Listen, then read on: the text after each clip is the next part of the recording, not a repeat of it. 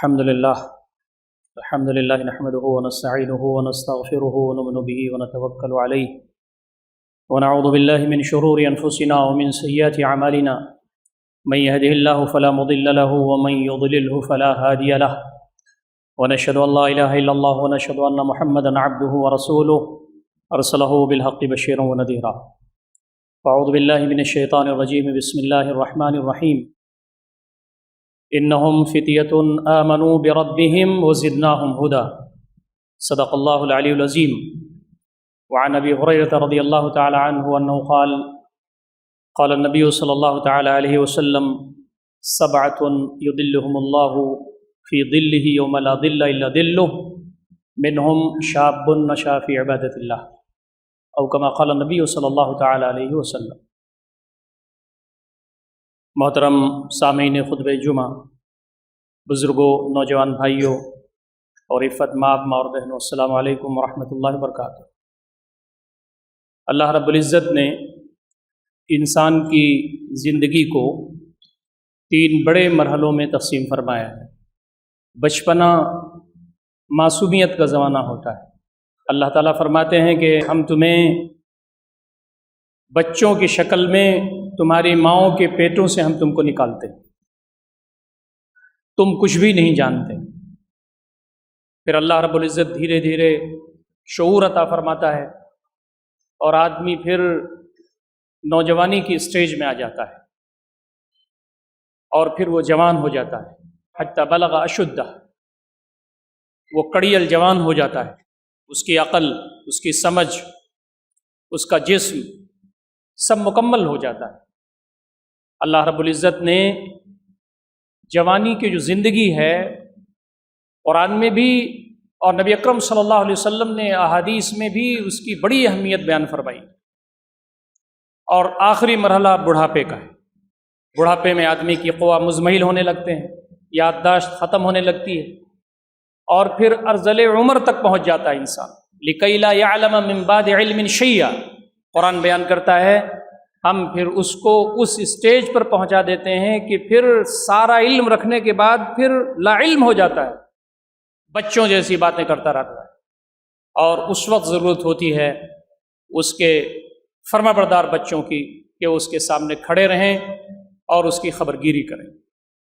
دوستوں اور ساتھیوں، یہ جو جوانی کا پیریڈ ہے یہ اللہ رب العزت کو بہت عزیز ہے۔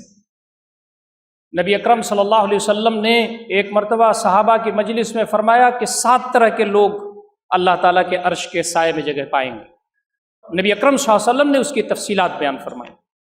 آپ نے فرمایا کہ اس میں وہ جوان بھی ہوگا، منہم شاب نشأ فی عبادت اللہ، وہ جوان بھی ہوگا جس کی جوانی، اس کی اٹھان، اس کی زندگی اللہ رب العزت کی عبادت بندگی میں گزری ہوگی۔ تو جوانی اللہ رب العزت کو بہت پسند ہے۔ یہ کریم پیریڈ آف ہیومن لائف اس کو کہا جاتا ہے۔ انسان کی زندگی کا جو زرعی دور ہے وہ جوانی ہے، نوجوانی ہے۔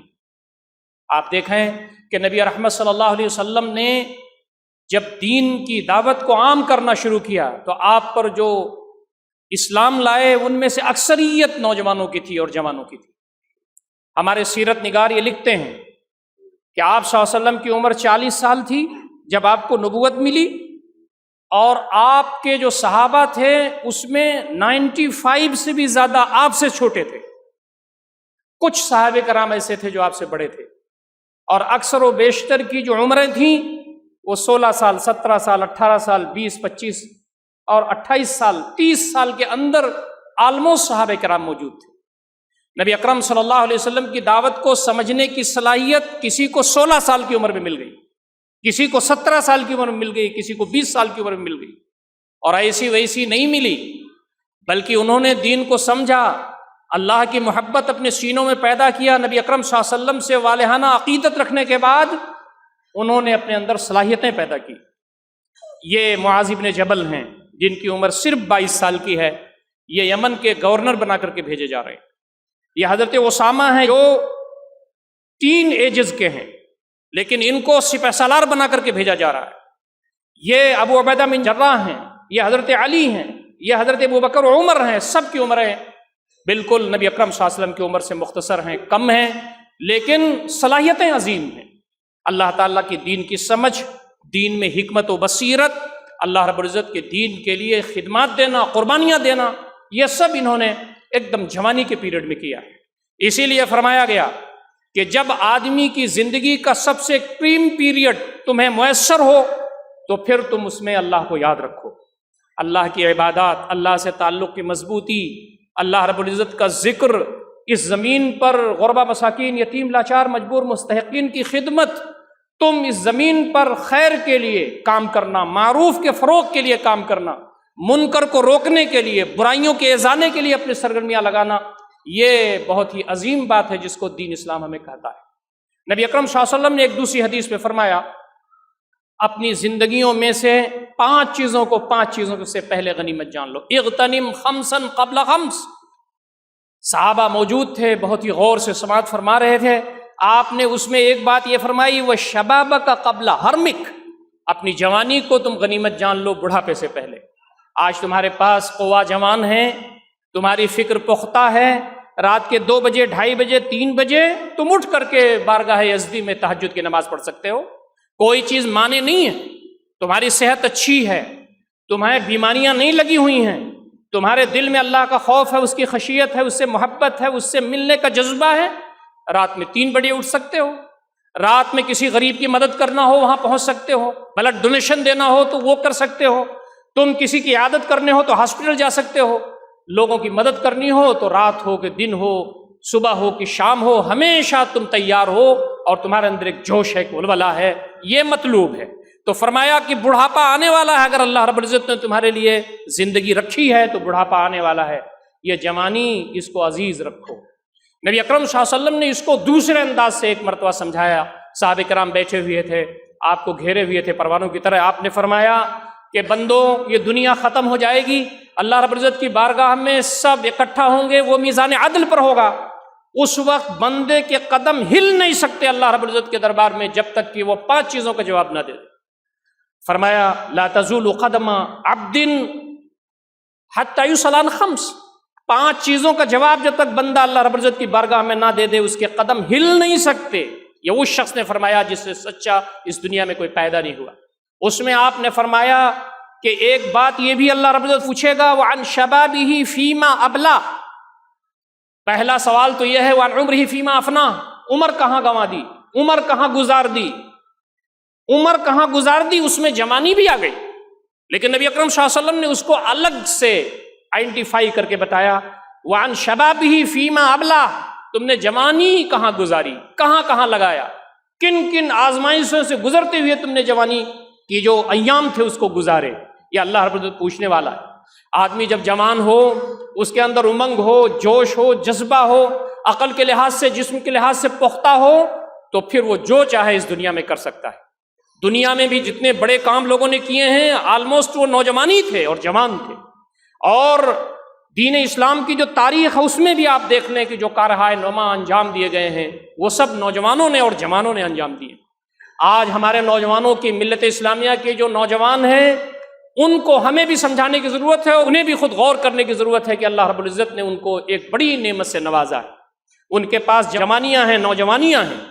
آج نوجوانوں کی جو جوانیاں ہیں، خاص طریقے سے ملت اسلامیہ کے نوجوانوں کی، وہ داؤں پر لگی ہوئی ہیں۔ ایک طرف تشکیک ہے، شک و شبہ ہے، عقیدے پر حملہ ہے، دین اسلام کی تعلیمات کو غلط انداز سے پیش کرنے کی ایک الغار چل رہی ہے، اور آج دشمنان اسلام دین اسلام کی جو اہم چیزیں ہیں اس میں شک و شبہ پیدا کر رہے ہیں۔ ہمارے نوجوان یونیورسٹیز کے اندر، کالجز کے اندر جاتے ہیں تو وہاں ایسے پروفیسر حضرات موجود ہیں جو دین اسلام کے بارے میں ذہن کو، افکار کو پراگندہ کرتے ہیں۔ تو آج ہمارے نوجوانوں کو الرٹ رکھنے کی ضرورت ہے۔ اپنی جوانیوں میں سب سے اہم چیز جو ہماری فکر ہے، ہمارا جو عقیدہ ہے، اس کے بارے میں ہم کو بہت زیادہ سنسیئر رہنے کی ضرورت ہے کہ آج ہمارا عقیدہ پالوٹڈ نہ ہو۔ تو آج آپ دیکھیں کہ ان کی جو اخلاق و کردار ہے وہ داؤں پر لگے ہوئے ہیں۔ سوشل میڈیا جو اللہ رب العزت کی ایک بڑی نعمت ہے، سائنس اور ٹیکنالوجی جس کے ذریعے بہت سارے اچھے کام اس دنیا میں کیے گئے، آج بھی ہو رہے ہیں اور آئندہ بھی اس کے ذریعے کام ہو سکتا ہے، لیکن اس کا جو منفی پہلو ہے اس کے ذریعے ہمارے جو نوجوان ہیں ان کے اخلاق تباہ ہو رہے ہیں، ان کے کردار تباہ ہو رہے ہیں، وہ دیوالیہ ہو رہے ہیں۔ دنیا کو نقصان ہو نہ ہو، امت مسلمہ کے فرزندوں کو سب سے زیادہ نقصان ہو رہا ہے۔ تو اس پہلو سے بھی ہمیں دیکھنا ہے، اپنی نئی نسل کو سنبھالنا ہے، نئے اپنے بچوں کو بتانا ہے، سمجھانا ہے، اور ان کو خود بھی غور کرنا ہے کہ اللہ رب العزت کی جو نعمت ان کو ملی ہوئی ہے اس کی قدر کرتے ہوئے اپنی ذمہ داریاں اس زمین پر کیسے ادا کریں، یہ ان کی ذمہ داری بنتی ہے۔ قرآن مجید نے کچھ نوجوانوں کا تذکرہ نہایت ہی خوبصورت انداز میں کیا ہے اور بتایا کہ وہ اپنے ایمان کی وجہ سے پریشان کیے گئے، وہ اپنے عقیدے کی وجہ سے پریشان کیے گئے، لیکن انہوں نے بادشاہ وقت کے سامنے گھٹنے نہیں ٹیکے۔ ان کے اوپر جو فکری الغار تھا، جو ان کے اوپر عقیدے کی ایک ضرب لگائی جا رہی تھی، انہوں نے اپنے ایمان کو بچا کر کے ہجرت کر گئے وہ، لیکن وہ کوئی کمپرومائز ضرور نہیں کیا۔ اصحاب کہف کا واقعہ قرآن مجید نے بڑی تفصیل کے ساتھ بیان کیا ہے، بلکہ قرآن مجید میں ایک سورہ الکہف کے نام سے ہے، کہف غار کو کہتے ہیں۔ انہم فدیۃ آمنوا بربہم وزدناہم ھدا، یہ چند مٹھی بھر نوجوان تھے جو اپنے رب پر ایمان لائے۔ انہوں نے کہا کہ ہمارا رب اللہ ہے، ہم اللہ رب العزت کی پرستش کے علاوہ کسی کی پرستش نہیں کر سکتے، یہ پوری کائنات اللہ تعالیٰ کی بنی ہوئی ہے تو اسے اللہ تعالیٰ کی بندگی ہونی چاہیے، اس کا شکریہ ادا ہونا چاہیے، اس کی نعمتوں کا شکرانہ ادا کرنا چاہیے اس زمین پر، اور جس عظیم کام کے لیے اللہ رب العزت نے یہاں ہم کو پیدا کیا ہے وہ تقاضے ہمیں پورا کرنا چاہیے۔ انہم فیۃ آمنوا بربہم، یہ مٹھی بھر نوجوان تھے جو اپنے رب پر ایمان لائے، تو ہم نے کیا کیا؟ ہم نے ہدایت کے اعتبار سے ان میں اضافہ فرما دیا۔ جب لوگوں نے ان کے خلاف سازشیں کی اور وہ اپنا ایمان لے کر کے بھاگے تو ایک غار میں وہ دبک گئے، اللہ رب العزت نے ان پر اپنی عنایتوں کی بارش فرمائی۔ جب آدمی اپنے ایمان کو اور اپنے عقیدے پر قائم رہتا ہے اور جب اس کے خلاف ریشہ دوانیاں ہوتی ہیں، اللہ تعالیٰ مدد فرماتا ہے۔ جب اس کی جان کا خطرہ ہوتا ہے تو اپنا جتن تو خود کرتا ہے، وہ جو ہاتھ پیر مار سکتا ہے، لیکن جتنا وہ کر سکتا ہے وہ کرتا ہے، اس کے بعد اللہ رب العزت کی جو تائید غیبی ہے اس کے پاس آتی ہے۔ بہت تفصیل کے ساتھ اللہ رب العزت نے فرمایا کہ جو کتا تھا وہ سامنے بیٹھا ہوا تھا، ان کو نیند کے عالم میں ہم نے رکھا۔ مفسرین بیان کرتے ہیں کہ اللہ رب العزت نے کوئی حتمی ایام ہے وہ نہیں بتایا ہے، 300 سے زائد سال اللہ رب العزت نے غار میں رکھا۔ ان کو دائیں طرف الٹتا تھا، بائیں طرف الٹتا تھا، ان کو روشنی بھی ملتی تھی، دھوپ بھی ان کو مل جاتی تھی، اور اللہ رب العزت نے بغیر کھائے پیے ان کو کیسے زندگی دی؟ اللہ رب العزت قدیر ہے، علیم ہے، خالق۔ تو فرمایا کہ سب سے عظیم چیز تمہارے پاس جو ہے وہ تمہارا عقیدہ ہے، تمہارا ایمان ہے، تمہارا اللہ رب العزت پہ بے پناہ اللہ تعالیٰ سے محبت ہے، نبی اکرم صلی اللہ علیہ وسلم سے محبت ہے، تمہیں جو دین ملا ہوا ہے اس دین کے بارے میں تمہارا یقین لا متزلزل ہے۔ اسی لیے فرمایا گیا کہ ایمان جو ہونا چاہیے وہ شعوری ہونا چاہیے۔ ہماری صفوں میں بہت سارے خوش قسمت لوگ وہ موجود ہیں جنہوں نے سال 2 سال 10 سال 20 سال میں اسلام قبول کیا ہے، یہ اصل مسلمان ہے۔ جب آدمی سوچتا ہے، سمجھتا ہے، غور و فکر کرتا ہے، باطل نظریات کو پڑھتا ہے، دین اسلام کی حقانیت واضح ہوتی ہے، حق کی تلاش میں سرگردہ ہوتا ہے، پھر جا کر کے کلمہ شہادت پڑھتا ہے تو اس کا ایمان 1 نمبر کا ہوتا ہے۔ یہ ہے شعوری ایمان۔ یہ ستم ظریفی ہمارے ساتھ ہے کہ ہمارا ایمان غور و فکر کے نتیجے میں نہیں ہے، بلکہ ہمارے ابا کا، ہمارے اماں کا، ہمارے دادا کا ایمان ہے۔ اسلام کہتا ہے کہ شعوری ایمان اختیار کرو نوجوانوں، یہ ایمان جو تمہارے باپ دادا کا تھا یہ تمہارے کام آنے والا نہیں ہے۔ بنی اسرائیل کی ساری جو خصوصیات ان کی تھیں وہ بیان کرنے کے بعد اللہ رب العزت نے فرمایا کہ ان کے اندر جو انحطاط آیا ہوا ہے اس لیے کہ یہ کہتے تھے ہمارے باپ دادا پیغمبر تھے، اس لیے ہمیں کام کرنے کی ضرورت نہیں ہے۔ فرمایا گیا یا بنی اسرائیل اذکروا نعمتی التی انعمت علیکم واوفوا بعہدی اوفی بعہدکم وایایا فارہبون، اے بنی اسرائیل تمہارے باپ دادا پیغمبر تھے، اس سے کچھ ہونے والا نہیں ہے، تمہیں خود عمل کرنا ہوگا، اپنی زندگیوں کو بنانا ہوگا۔ ہمارے باپ دادا مسلمان تھے، وہ اللہ تعالیٰ کے ہاں اپنے دفتر عمل لے کر کے حاضر ہو گئے، ہم کو اللہ نے جوانیاں دی ہیں، زندگی دی ہیں، ہمیں خود غور کرنا چاہیے کہ ہم مسلمان کیوں ہیں، دین اسلام دین رحمت کیوں ہے، یہ دین ابدی اور حقیقی اور اللہ تعالیٰ کا پسندیدہ دین کیوں ہے، یہ ہمیں غور کرنا ہوگا۔ شعوری ایمان اللہ تعالیٰ کو مطلوب ہے، جو دل کے اندر سے آمادگی کے ساتھ ہو، وہی آدمی کو عمل کرنے پر مجبور کرتا ہے۔ آپ دیکھیں امت مسلمہ کے کتنے نوجوان ہیں جو نماز نہیں پڑھتے، روزے نہیں رکھتے، قرآن مجید نہیں پڑھ سکتے، ماں باپ کی خدمت نہیں کرتے، حلال روزی کی طرف نہیں آتے، امر بالمعروف اور نہی عن المنکر کا وہ کانسیپٹ جو امت مسلمہ کا عظیم کانسیپٹ ہے اس کی طرف نہیں آتے۔ کیوں؟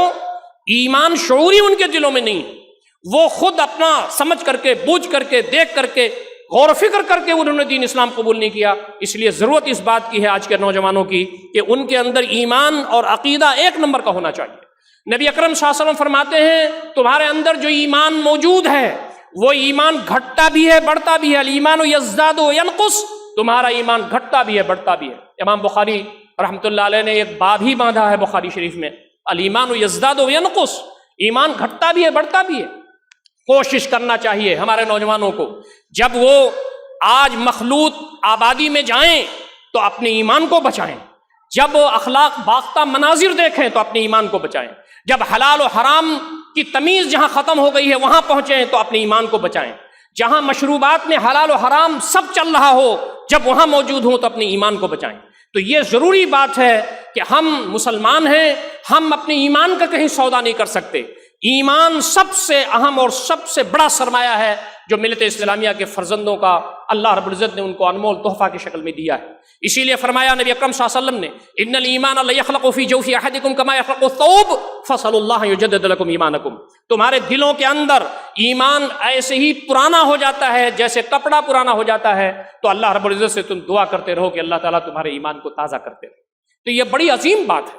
حضرت حبیب بن زید مسیلمہ کے پاس جب وہاں پہنچے اور اس نے آپ کے جسم کے ٹکڑے ٹکڑے کر دیے، آپ کی زبان میں جب تک طاقت تھی آپ یہی کہتے رہے تو جھوٹا ہے، نبی اکرم صلی اللہ علیہ وسلم سچے۔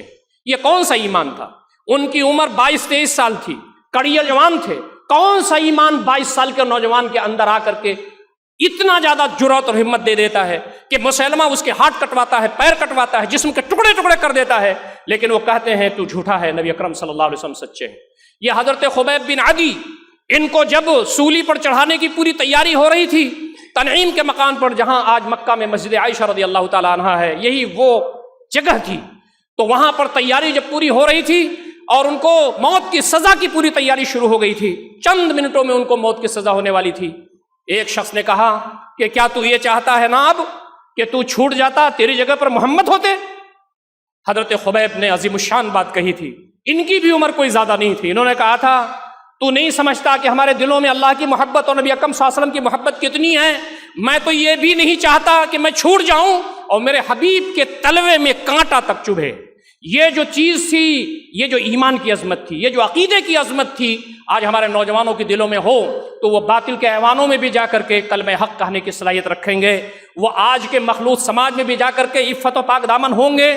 آج جو باطل نظریات مختلف سطحوں پر آ کر کے دین اسلام کے سلسلے میں شک و شبہات میں مبتلا کر رہے ہیں نظریاتی آئیڈیالوجی کے اعتبار سے، وہاں بھی کلمہ حق کی گواہی دینے والے بنیں گے۔ یہ ہماری ذمہ داری بنتی ہے۔ ہم میں سے بہت سارے والدین یہ سمجھتے ہیں کہ اپنے چھوٹے بچوں کو زیادہ بڑی بڑی باتیں بتانے کی ضرورت نہیں ہے، یہی بچے دھیرے دھیرے انکانشسلی جوان کب ہو جاتے ہیں ہمیں نہیں معلوم۔ نبی اکرم صلی اللہ علیہ وسلم حضرت عبداللہ بن عباس رضی اللہ تعالیٰ عنہ، جن کی عمر 10 سال تھی، ان کو نصیحت کرتے ہوئے کیا عقیدہ، کیا ایمان، کیا فکری پختگی کی بات کرتے ہیں۔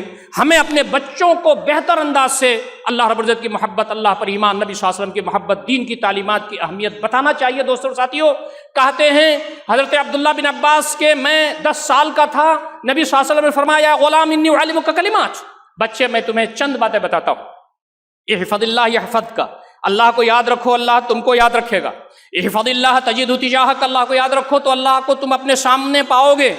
آج لاک ڈاؤن کے بعد نوکریاں چلی گئیں، تھوڑی تھوڑی تنخواہوں پر لوگ کام کر رہے ہیں، گھروں میں مسائل بہت ہیں، فرمایا پریشان ہونے کی ضرورت نہیں ہے، تم احفظ اللہ تجدہ تجاہک، اللہ کو یاد رکھو ہمیشہ، اللہ حلال کمائی دے گا، دروازے کھول دے گا۔ ومن یتق اللہ یجعل لہ مخرجا، جو اللہ تعالیٰ سے تقوی کی روش اپناتا ہے اللہ تعالیٰ اس سے نکلنے کا ڈور، ایگزٹ ڈور کھول دیتا ہے۔ وَيَرْزُقْهُ مِنْ حَيْثُ لَا يَحْتَسِبُ، روزی وہاں سے دیتا ہے جہاں اس کو گمان تک نہیں ہوتا۔ وَمَن يَتَوَكَّلْ عَلَى اللَّهِ فَهُوَ حَسْبُهُ، اللہ رب العزت پر جو ایمان رکھتا ہے اللہ رب العزت اس کے لیے کافی ہے۔ تو حضرت عبداللہ بن عباس کہتے ہیں کہ نبی صلی اللہ علیہ وسلم نے فرمایا کہ احفظ اللہ یحفظک، اللہ کو یاد رکھو اللہ تم کو یاد رکھے گا۔ احفظ اللہ تجدہ تجاہک، اللہ کو یاد رکھو تو اللہ کو تم اپنے سامنے پاؤ گے۔ اذا سألت فاسأل اللہ، مانگو تو صرف اللہ تعالیٰ سے۔ وَإِذَا اسْتَعَنْتَ فَاسْتَعِنْ بِاللَّهِ، مدد چاہو تو صرف اللہ تعالیٰ کی۔ وَاعْلَمْ أَنَّ الْأُمَّةَ لَوِ اجْتَمَعَتْ عَلَىٰ أَن يَنفَعُوكَ بِشَيْءٍ لَّمْ يَنفَعُوكَ إِلَّا بِشَيْءٍ قَدْ كَتَبَهُ اللَّهُ لَكَ وَلَوِ اجْتَمَعُوا عَلَىٰ أَن يَضُرُّوكَ بِشَيْءٍ لَّمْ يَضُرُّوكَ إِلَّا بِشَيْءٍ قَدْ كَتَبَهُ اللَّهُ عَلَيْكَ رُفِعَتِ الْأَقْلَامُ وَجُفَّتِ الصُّحُفُ، دنیا کے سارے لوگ اکٹھا ہو جائیں کہ تم کو ذرہ برابر فائدہ پہنچا دیں، نہیں پہنچا سکتے مگر اتنا جتنا اللہ رب العزت نے تمہارے حق میں لکھ رکھا ہے۔ دنیا کے سارے لوگ اکٹھا ہو جائیں کہ تم کو ذرہ برابر نقصان پہنچا دیں، نہیں پہنچا سکتے مگر اتنا جتنا اللہ رب العزت نے تمہارے خلاف لکھ رکھا ہے۔ دوستو تقدیر لکھی ہوئی ہے، تقدیر میں کیا لکھا ہے ہمیں نہیں معلوم، اسٹرگل کیجیے، محنت کیجیے، جہد مسلسل کیجیے، اللہ رب العزت پہ ایمان رکھتے ہوئے روزیاں کمائیے، اللہ رب العزت پر ایمان رکھتے ہوئے اپنی جوانی کی زندگی اور اس کے ایام گزاریے۔ یہ ایام ختم ہو جائیں گے، اللہ رب العزت باقی رہے گا، جنت و جہنم باقی رہے گا۔ ایک اور بات جو بہت اہم ہے، جس پر گفتگو کر کے اپنی گفتگو میں ختم کرنا چاہتا ہوں، نبی اکرم صلی اللہ علیہ وسلم نے فرمایا یہ جو نوجوانی اور جوانی کی زندگی ہے، اس میں عفت کے ساتھ رہنا، اس میں پاک دامنی کی زندگی گزارنا اللہ رب العزت کو بہت اہم ہے۔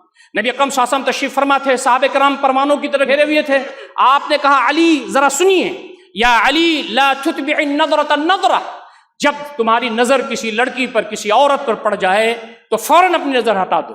غض بصر کرنا یہ تمہاری عفت کی زندگی کی جان ہے۔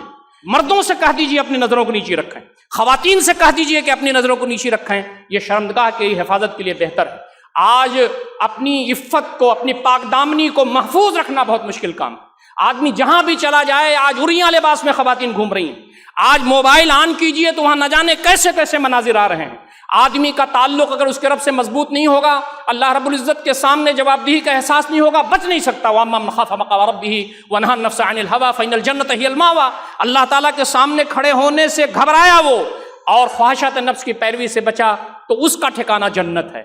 دوستو اور ساتھیو، نبی اکرم صلی اللہ علیہ وسلم نے فرمایا پہلی نظر اگر علی تمہاری پڑ جائے تو ہٹا لو، فَإِنَّ لَكَ الْأُولَىٰ، اس لیے کہ پہلی نظر تمہاری ہے، وَلَيْسَتْ لَكَ الْآخِرَةُ، تمہاری نظر دوسری والی نہیں ہے۔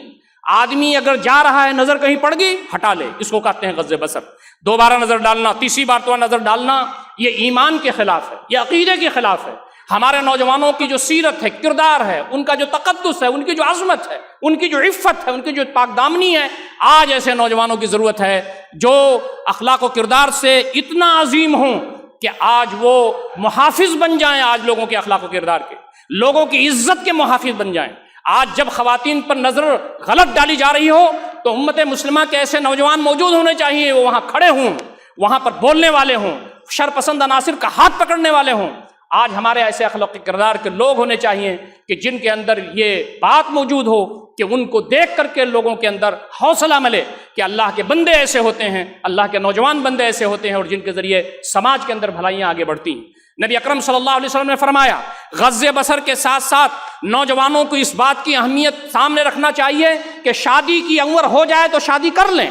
آدمی کہتا ہے میں روزگار ابھی نہیں مجھے ملا، برسر روزگار میں نہیں ہوا، میرا گھر نہیں بنا، میرے اتنے اسٹیٹس کا آدمی ہوں، میرا یہ نہیں ہوا۔ کتاب و سنت کی جو تعلیمات موجود ہیں وہاں صرف یہ بات ہے کہ تم اپنی بیوی کو کھلانے کی پوزیشن میں ہو، اچھا کپڑا پہنانے کی پوزیشن میں ہو، شادی کر لو۔ اگر تم اپنے مزعومہ بنائے ہوئے نامناسب جو تمہارے معیار ہیں شادی بیاہ کی اگر بناؤ گے تو تمہارے یہاں عفت نہیں ہوگی، پاک دامنی نہیں ہوگی، تمہارے یہاں مسائل ہی مسائل ہوں گے۔ آپ نے فرمایا یا معاشر الشباب، اے نوجوانوں سن لو اس کو قاعدے سے، یا معاشر الشباب من استطاع منکم الباءۃ فلیتزوج فإنہ اغض للبصر واحسن للفرج ومن لم یستطع فعلیہ بالصوم فإن الصوم له وجاء۔ اے نوجوانوں، تم میں سے جو شادی کی استطاعت رکھے، اس کی صحت اچھی ہے، کھانا کھلانے کپڑا پہنانے کی استطاعت رکھتا ہے، شادی کر لے۔ یہ نظر کو نیچے رکھنے کے لیے، شرمگاہ کی حفاظت کے لیے بہتر ہے، اور جو ایسا نہ کر سکے وہ روزہ رکھے۔ ہمارے دیندار جو نوجوان ہیں، جو لا الہ الا اللہ محمد رسول اللہ پڑھتے ہیں، انہیں شادی جلدی کرنی چاہیے۔ اپنے باپ اور ماں کو سمجھائیں کہ یہ چیز وہ راستہ ہے جو آدمی کو پاک دامنی کی طرف لے جانے والا ہے۔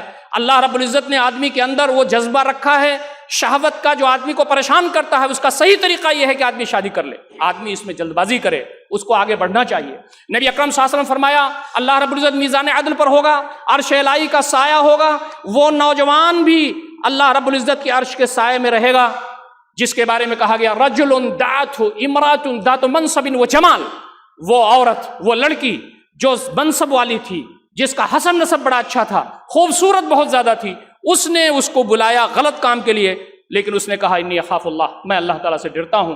جو پاک دامن نوجوان ہیں، جو پاک دامن لوگ ہیں، اللہ رب العزت فرماتے ہیں کہ عرش الہی کی سائے میں ان کو ہم جگہ دیں گے۔ دوستوں اور ساتھیوں، ہمارے نوجوان پاک دامن ہوں، ہمارے نوجوان جب چلیں پھریں تو لوگ انہیں دیکھیں، جب وہ بولیں تو ان کی زبان سے پھول جڑیں، جب ان کا معاملہ ہو لوگوں کے ساتھ تو ان کے اخلاق و کردار بہت اچھے ہونے چاہیے۔ آج ہندوستان کے اندر دین اسلام کا جو عقیدہ ہے، دین اسلام کی تعلیمات ہے، دین اسلام کی جو تفصیلات ہیں، اس کے خلاف نہ جانے کیا ہو رہا ہے۔